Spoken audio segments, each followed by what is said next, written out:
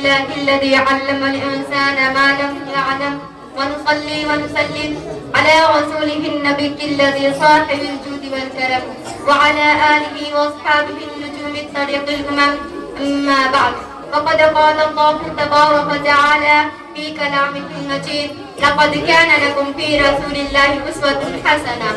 وہ بجلی کا کرکا کھایا سودے ہادی، وہ بجلی کا کرکا کھایا سودے ہادی، اڑک کی زمین جس نے ساری پلا دی. نئی ایک لگن دل میں سب کے لگا دی، نئی ایک لگن دل میں سب کے لگا دی، ایک آواز میں سوتی بستی جگا دی. صدر محترم و معزز حاضرین اکرام، خدا بند قدوس نے جس طرح انسانوں کو انسانیت کا بھولا ہوا سبق سکھانے کے لیے اور اس کے اخلاق و معاشرت، عقائد و معاملات کو درست کرنے کے لیے رسول اکرم صلی اللہ علیہ وسلم کو ایک نمونہ ہدایت بنا کر دنیا میں مبعوث فرمایا، اسی طرح ملکوں کی تہذیب و تمدن اور قوموں کے حالت ذات کو سدھارنے کے لیے آپ کو سیاسی حکمت عملی کا پیکر بنا کر دنیا کے سامنے پیش کیا. مکہ کو سمی رسول نے دنیا کے سامنے ایک ایسی مہذب سیاست پیش کی تھی، آج دنیا اس کی نظیر پیش کرنے سے قاصر ہے. اس دنیا اسٹیج پر وہ بہت سے ہزاروں بڑے بڑے بادشاہ اور حکمراں رہنما ہوئے نے جنہوں نے 4 داغ عالم پر حکومت کی. ایک ملک کو اجاڑا، دوسرے ملک کو بسایا، ایک سے چھینا دوسرے کو دیا،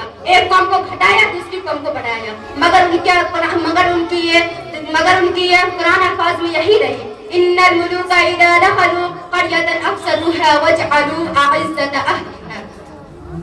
بے شک بادشاہ جب کسی آبادی میں داخل ہوتے ہیں تو اس کو بگاڑ دیتے ہیں اور وہاں کے معزز باشندوں کو ذلیل و رسوا کر دیتے ہیں. لیکن نبی العدو والعجم، امام الاولین والآخرین، جناب احمد مصطفیٰ محمد مصطفیٰ صلی اللہ علیہ وسلم، جن کی جزیرہ نمائے عرب کے تمام انسانوں کو قلوب پر تھی، جنہوں نے اپنی سوجھ بوجھ سے اپنے خانماں برباد ساتھیوں کی رہائش کا انتظام کیا تھا اور مہاجرین و انصار کی مدد سے ایک وفاقی شہری مملکت قائم ہوئی تھی، جن کی تدبیر کی بدولت 313 نہتے مسلمانوں نے جنگ بدر میں 1000 کے مسلح لشکر کو تتر بتر کر دیا تھا،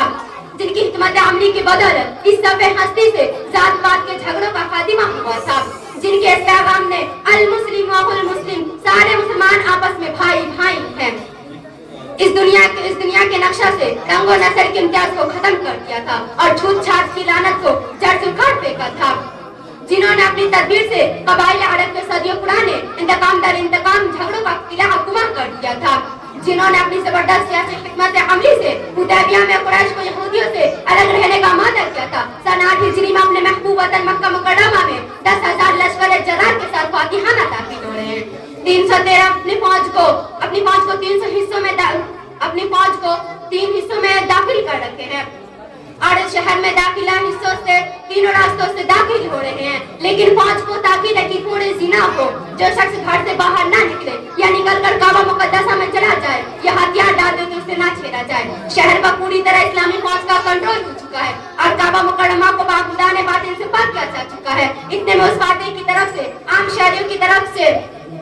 رحمت للعالمین کی زبان مبارک سے یہ الفاظ نکلتے: لا تثریب علیکم اليوم فاذهبوا انتم طلقاء. آج کے دن تم سے کوئی معاوضہ نہیں، جاؤ تم سب آزاد ہو. حرم مکہ میں سلام کی صدا گونج رہی تھی: لا الہ الا اللہ محمد رسول اللہ کا کلمہ پڑھ کر اپنی مکمل غیر مشروط اطاعت کا یقین دلانے لگے. وما علینا الا البلاغ. السلام علیکم ورحمۃ اللہ وبرکاتہ.